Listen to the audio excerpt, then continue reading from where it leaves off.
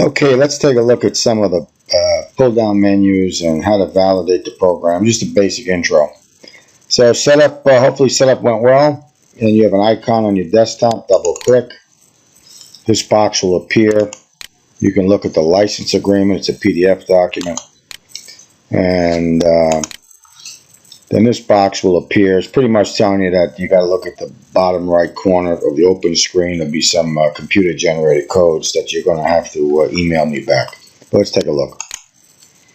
This is saying a security check phase occurred, and that's normal because we haven't been validated yet. Okay, so here's the main screen, and let's just validate it first. So one, you'll see down here computer-generated codes. I'm going to write those down: 1088, 54, 30, and 35. Those you would, if this was your program, you would be emailing those back to me. And then I'll show you, we'll come under license verification, manual validate. This is saying make sure you've got the codes for me, and this box will appear. I'm going to pause here while I calculate the access code and the security code.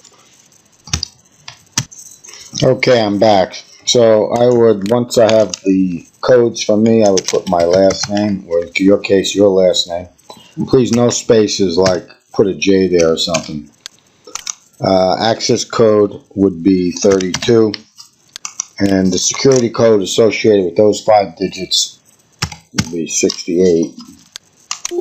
And then it says license verification complete. Program will exit, and it'll launch again. This screen will clear correctly in a moment. And what it's saying now is that I'm not licensed for a special feature, which is the analysis. And that's going to be true until that is upgraded. So that's normal. Program will launch, and notice now the features up on top are now activated with the exception of the analysis phase.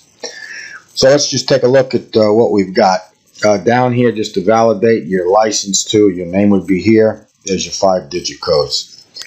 Websites, these are websites that are primarily used by the program in some form or fashion. Roster, you can update the full player list. You want to do this on occasion, right? Players moving around between teams and so on. You can display the roster. Here is the schedule, and every one of these will be shown in detail. But you can parse, and parse means go to the web and get the data, and this will happen, in the background automatically. You do the click, and it happens. And of course, you can display the schedule. Weights, these are weighting factors. More on that later. But here you would be able to load them, save them, display them, and so on. And in fact, on the main screen here, you'll see that I have a weighting factor. It's called auto weights, already preloaded. You'll have to pick auto weights or any one that you will create, and it'll show whichever is the active one on the main screen. Same thing with game day is shown on the main screen. Parse routine, there's a debugging function that I use. That's why there's nothing you can do with it. But here you would parse your regular season, meaning that, after every game, those teams have more data. Players have data. You've got to go out and parse that data, right? Go out to the web and collect all that data, and it gets collected into databases.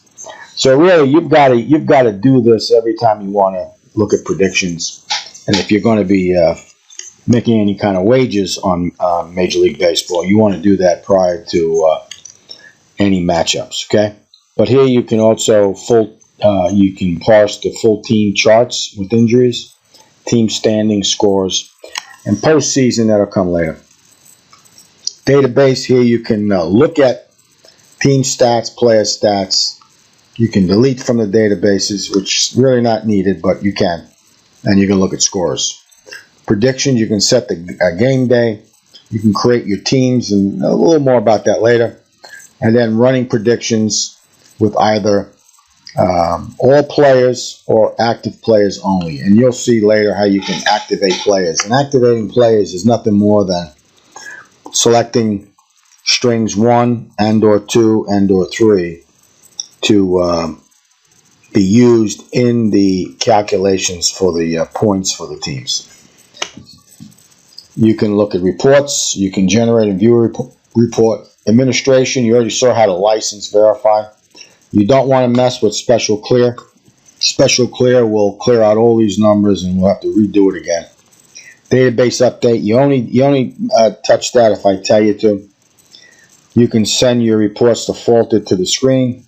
To change the default to the printer. You can set up your printer. Again, more on that later. And then under helps, you can launch help screens.